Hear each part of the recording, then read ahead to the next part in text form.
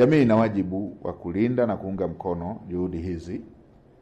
Sasa serikali inataka kukomesha, kuwaondolea wananchi ile adha ya kwenda kuchukua fedha ambazo kimsingi zinakuwa na masharti makali zaidi kwa wananchi wetu kuliko hizi ambazo zinapitia kwenye taasisi zetu za kifedha. Tunapoacha kuweka wazi masharti yetu ya kutoa fedha na kuendelea kurudia kutoa hizo elimu, ipo dhana wananchi kudhani zile fedha wanazokopeshana kirafiki zina masharti nafuu kuliko yale ya taasisi za kibenki. Lakini kiuhalisia hamna benki ina masharti magumu kama yale ya kausha damu. Haipo benki ya aina hiyo, ya kwamba unakopeshwa debe moja la mahindi ulipe gunia moja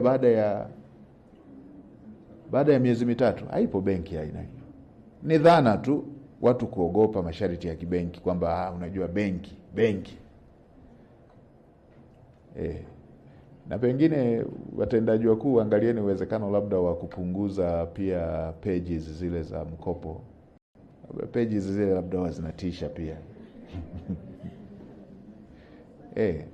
Mtu kama akopi bilioni nyingi vile, punguzeni page hiyo, hata page moja tu, weka jina lake, weka unapopatikana.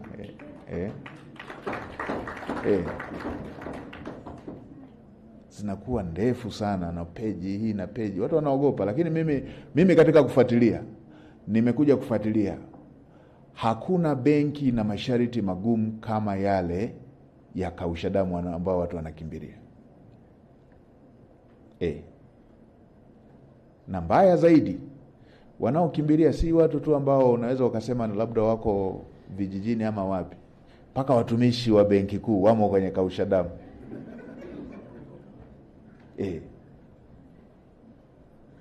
Mpaka watumishi wa serikali wamo kwenye kausha damu. Mazoea na uoga wa kudhania benki si kwa ajili ya mimi, labda ni kwa ajili ya mtu mwingine. Nadhani tuendelee kuweka wazi masharti haya, watu wasiendelee kuogopa benki, waache utaratibu usio rasmi, unaumiza watu wengi. Utaratibu usio rasmi unaumiza watu wengi. Sisi ndani ya serikali tutaendelea kuchukua hatua kwa wale ambao wanafanya ukopeshaji huo usio rasmi unaoumiza watu, masharti yake hayajadhibitiwa. Mheshimiwa Waziri wa TAMISEMI, endelea kuelekeza wakuu wa mikoa, wakiwaona watu wanaofanya hivyo, wanaoumiza watu wananchi kwa masharti ambayo ni ya kinyonyaji.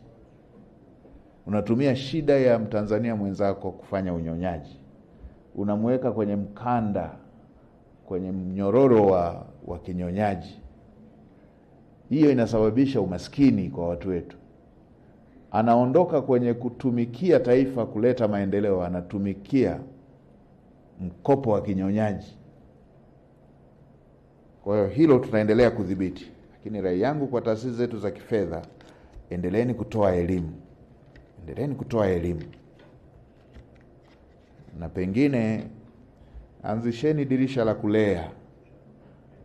kulea watu mnaofanya nao kazi. Watu wanaogopaga wanapoona ile shuruba ile, wanapoona harakati zinazompata yule aliyefilisika, yule aliyepata shida, akiyumba, biashara yake ikiyumba. Tengenezeni dirisha linalolea watu wanaopata mitikisiko. Msishindwe na baba zetu wa Kisukuma, wa Kimasai, wa Kinyiramba. Wakati wa shida ya malisho, ng'ombe ambaye amewahi kutoa maziwa akipata msukosuko, wanamuondoa kwenye kundi kubwa, wanamuweka kwenye special attention ili apone, arejee tena. Msimmalizie kabisa yule aliyeyumba.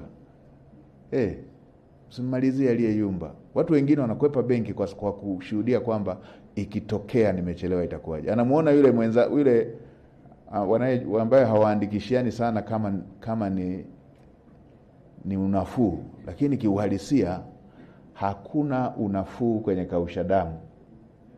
unafuu huko kwenye taasisi zilizo rasmi za kibenki. Kwa tuendelee